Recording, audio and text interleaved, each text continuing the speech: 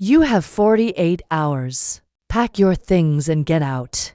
This house belongs to us now. My younger sister, Vanessa, stood in the living room as if she were inspecting a property she'd just purchased. Her husband, Mark, hovered behind her with that polished, superior look he wore like cologne. My name is Eleanor. I'm 30, a software engineer living with my parents in the suburbs of Portland, Oregon. Financially independent, organized, logical, the kind of person who wakes at 5 a.m. to write code in silence while coffee brews and the house still sleeps. That morning had started like any other until Vanessa showed up. She hadn't set foot in this house for years. Before I could respond to her ultimatum, my mother stepped in, voice tight but deliberate. Eleanor, they can make better use of this house. You've always been alone. They have a plan. A plan? Something inside me didn't flare. It froze. A plan? I asked calmly, like the kind where someone else pays off the $150,000 mortgage taken out against this house. Silence. Vanessa's confidence faltered. Mark blinked. My father stared at the floor. Years ago, when Dad lost his retirement savings in a scam and foreclosure loomed, they came to me. Pay the debt, they said. Save the house. It's for the family. Clear $150,000 in 3 years or lose everything. I postponed buying my own home. I paid every cent. The sofa, the 65-inch TV, the washer and dryer, roof repairs, repainting.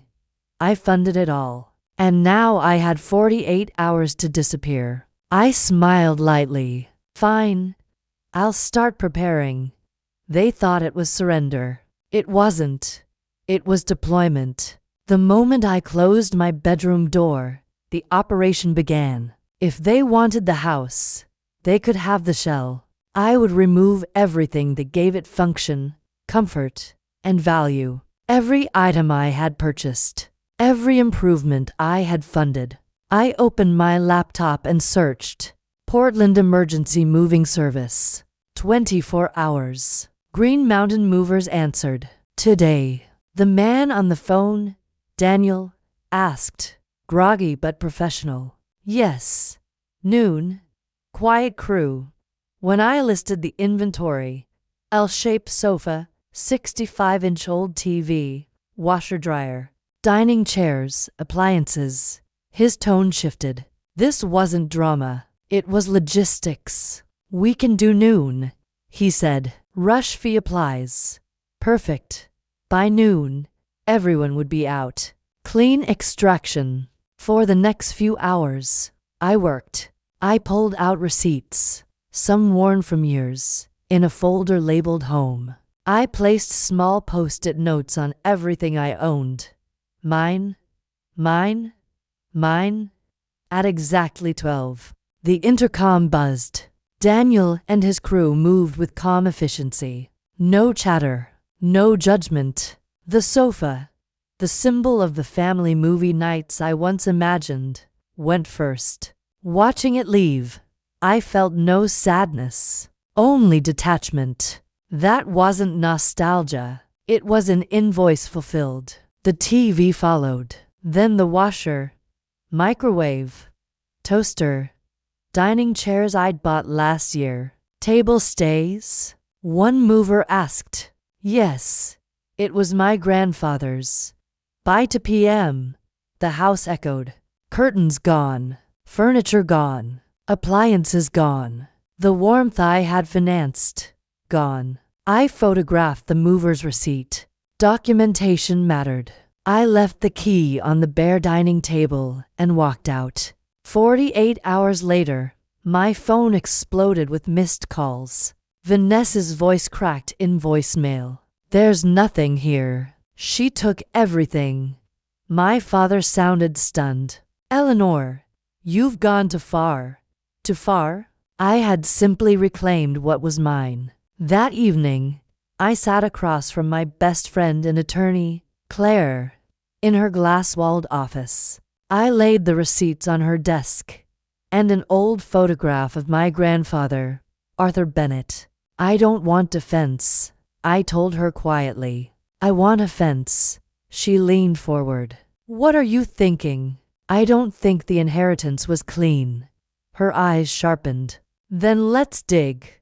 2 days later, Claire texted, "Come to the office now." When I stepped in, she didn't offer small talk. She turned her monitor toward me. "Eleanor," she said, "brace yourself."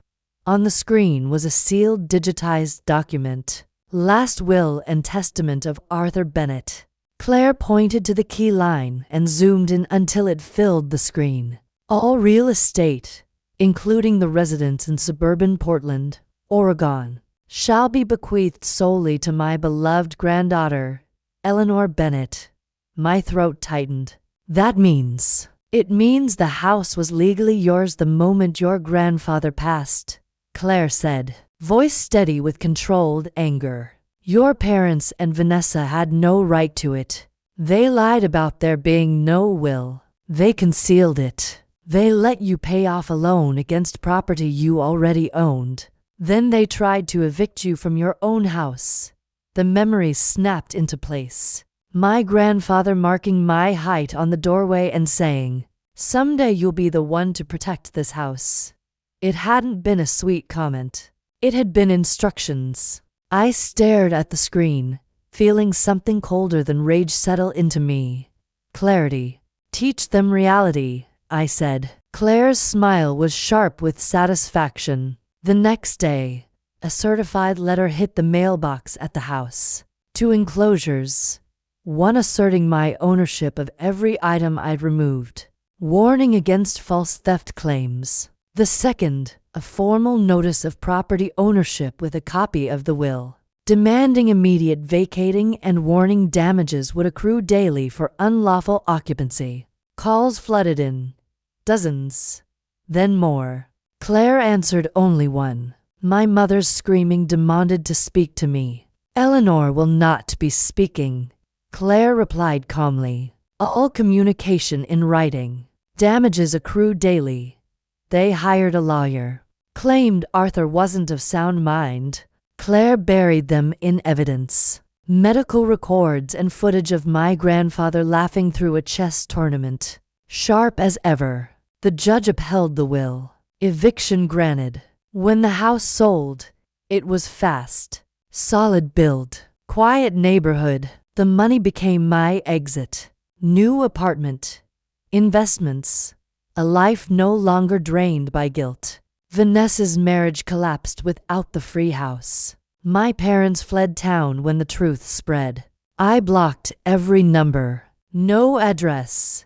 No access. Months later, I left Portland for Denver. A startup hired me as a project manager. I had always had financial independence. Now I finally had emotional independence too. A year later, Claire visited my new place and looked around, softer now. This feels like you, she said. She was right. I wasn't reborn by revenge. I was returned to myself.